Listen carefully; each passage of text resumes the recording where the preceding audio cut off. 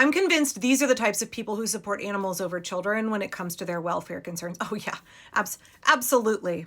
In the before, sorry, my camera's being weird. In the before times, before this nightmare that we're living now, I made a lot of content about childism, how in the United States, we treat children as less than fully human. We deny children basic human rights, basic bodily autonomy. It is socially acceptable to treat children like absolute shit. More people got upset about Hassan Piker zapping his dog with an electric collar than they do about watching children getting spanked, shamed, humiliated in public. Okay, maybe that's a little bit hyperbolic, but do you understand what I'm saying? In America, it's far more socially acceptable to treat kids like crap than it is to treat animals like crap. I don't think that this is something unique to animal welfare people, but anecdotally, I have seen a number of the animal welfare people call women who choose to reproduce breeders, who likewise refer to children as snot-nosed brats and crotch goblins. Childism is a form of ableism. It is discriminating against children based on their cognitive and physical limitations, and also the fact that they happen to be born after you, and also the fact that we extend to them fewer human rights and we treat them as if they're property of their parents, as if they are worse than animals in so many ways in American culture. And since the election, I've talked an awful lot about how the rise of authoritarianism in a society is very much linked to how we raise children.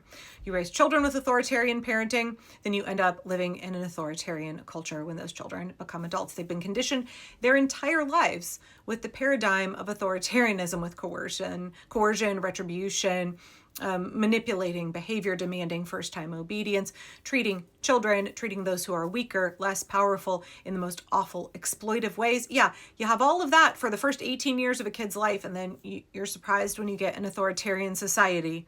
But there are plenty of circles in the United States where it is in vogue to treat animals better than children, where it is perfectly acceptable to treat kids terribly, to say things like children shouldn't be allowed on airplanes, children shouldn't be allowed in grocery stores. Adults who have so little emotion regulation, so little distress tolerance that they can't handle witnessing a child being distressed in public. They can't handle witnessing somebody with greater cognitive and physical limitations, a different stage of development, being in distress or experiencing some kind of struggle or difficulty in public. Adults get so distressed that they want children kept out of the public eye.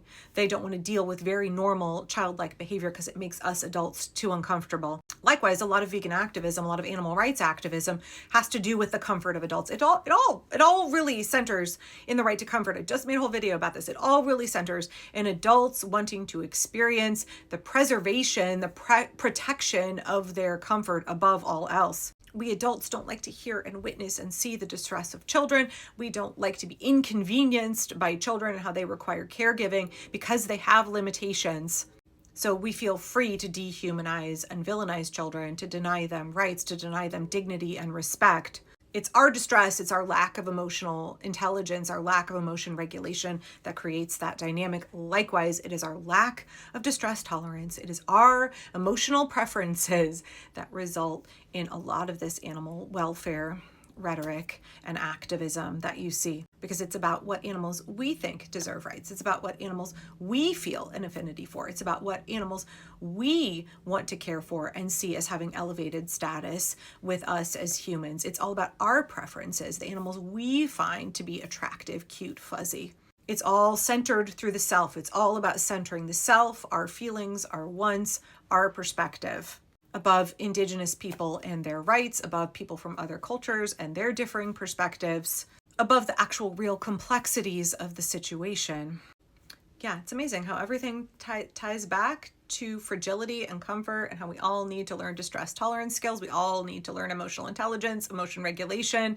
That not only helps us, it helps us deal with the distress of having to experience things like witnessing a 2-year-old humpback whale needing to be euthanized, as upsetting as that is. That doesn't mean that we can then have a freak out on social media because Indigenous people were given the bones and the baleen of that whale. Just because we get distressed by being reminded of the fact that whales are in the food chain, that doesn't mean that we get to control other people, other cultures.